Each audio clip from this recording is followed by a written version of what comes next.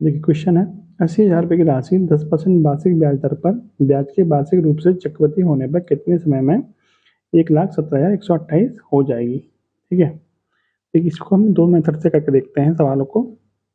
सबसे पहले से शॉर्ट मेथड है इसका अप्रोक्सीमेशन मेथड। ठीक है, मान लीजिए कि जो आपको 10% दे रखी है वो आपके साधारण ब्याज है। ठीक है, क्या है साधारण ब्याज। तो 80,000 पे 10% की दर से एक साल का ब्याज कितना हो जाएगा, एक साल का ब्याज हो जाएगा आपका यानी कि 8,000 रुपये एक साल का ब्याज हो जाएगा। चूंकि हमें समय निकालना है तो जरा ये बताइए 80,000 रुपये वाली चीज़ 80,000 रुपये वाले जो मूलधन है वो कितना हो गया, 1,17,128 हो गया। इसका मतलब हमें ब्याज मिला कितना है, तो हमें ब्याज मिला है 1,17,128 में से जब हम 80,000 को घटा देंगे तो हमें मिल जाएगा, ये मिलेगा आपको 8, 2, 1, 7 और 3 यानी 37,128 रुपये मिल जाएंगे। क्लियर, कितने मिले, यानी कि लगभग लगभग 37,000 रुपये आपको मिल गए। ठीक है, यानी एक साल का जो साधारण ब्याज मिल रहा है वो हमें कितना मिल रहा है, 8,000 रुपये मिल रहा है। आपको पता है कि साधारण ब्याज पहले साल के लिए सेम रहता है, साधारण ब्याज और चक्रवृद्धि ब्याज। दूसरे साल के लिए साधारण ब्याज जो मिलता है उससे थोड़ा अधिक मिलता है आपको चक्रवृद्धि ब्याज। 3 साल के लिए फिर थोड़ा और अधिक मिलता है, 4 साल के लिए थोड़ा और अधिक मिल जाता है। कुल मिला के जो अंतर रहता है साधारण ब्याज और चक्रवृद्धि ब्याज का वो ज़्यादा अंतर नहीं रहता, 1,000-2,000 का अंतर आपको पड़ जाएगा बड़ी वैल्यू पे। ठीक है, यदि मान लीजिए कि समय आपका 3.5 साल होता, ठीक है, चूंकि यहाँ पे तो आंसर लगा हुआ है 4 वर्ष, तो हमें तो पता नहीं था कि एग्जाम में कितना कौन सा आंसर सही होगा, तो हम इसको पहले ऑप्शन से चेक करते हैं।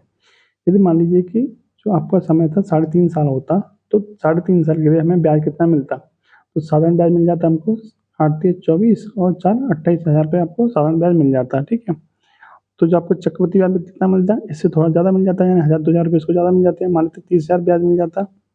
ठीक है, हमें ब्याज मिल कितना रहा है, 37,000 रुपये, तो ये हमारा आंसर नहीं होगा। ठीक है, 2 वर्ष का लिए जब 3-3.5 साल पे हमारा जब पूरा नहीं बैठ पा रहा है, तो 2 साल पे तो हमारा बिल्कुल नहीं बैठेगा, 2.5 साल पे तो हमारा और भी नहीं बैठेगा, क्योंकि जब 3.5 साल की वैल्यू हमारी 30,000 के आसपास बैठ रही है, तो 2 साल की वैल्यू तो और भी कम बैठेगी, जबकि हमें चाहिए कितना, 37,000 के आसपास वैल्यू चाहिए। ठीक है, तो 2.5 साल की और भी कम, मतलब 3.5 साल से तो कम ही बैठेगी।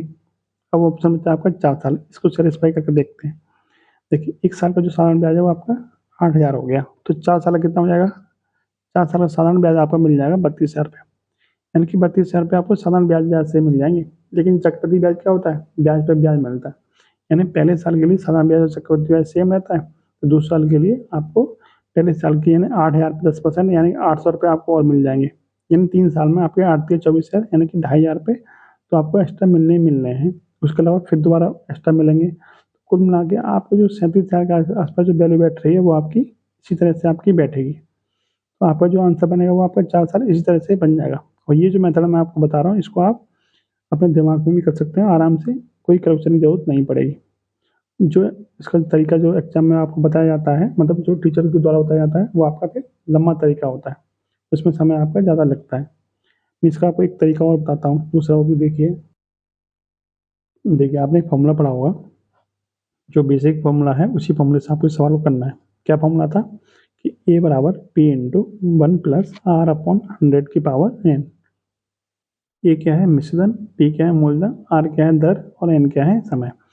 मिश्रण कितना हो जाता है, तो 1,17,128, तो 1,17,128 को यहाँ रखिए, और पी क्या है आपका 80,000, इधर ले आते हैं बटे में, कितना आ जाएगा 80,000 बराबर 1+r कितना है आपका 10%, तो 10/100⁴n, 0 से 0 खत्म, 10 से कम 10 हो गए 11, 11/10 मिल जाएगा आपको इधर। तो देखिए यहाँ कितना मिल जाएगा आपको 11/10⁻n हो जाएगा। इधर आपका 8 से काटिए, 8 से कटेगा आपका 10,000 बार, और ये आपका 8 से कटेगा आपका 8 एकम 8, 3 बचेंगे, 8 चौक 32, 5 बचेंगे, 8 छंग 48, 3 बचेंगे, 8 चौक 32, 8 एकम 8 यानी कि 14,641, 14,641 बटे में 10,000। ठीक है, अब यहाँ आगे देखिए, आपको पता होना चाहिए कि 14,641 जो होता है वो 11 की पावर 4 होता है। 10,000 कितना होता है, 11 की 10 की पावर 4 होता है, यानी कि 11/10 की पावर कितना मिल जाएगा 4 इस साइड में, इधर तो आपको यही रखा है 11/10 की पावर n। ठीक है, जब बेस समान होता है तो घाते में क्या होती है, समान होती है, तो n की वैल्यू यहाँ से कितनी मिल जाएगी आपको 4 वर्ष। ठीक है, तो ये तरीका भी एक वही आपका इस अप्रोक्सीमेशन मेथड है, वो आप इस तरह से लगा सकते हैं इसमें 4 साल। ठीक है, जो भी आपको ठीक लगे आप उस तरह से कर लीजिए। वीडियो आपको कैसी लगी कमेंट बॉक्स में जरूर बताना। जय हिंद, जय भारत।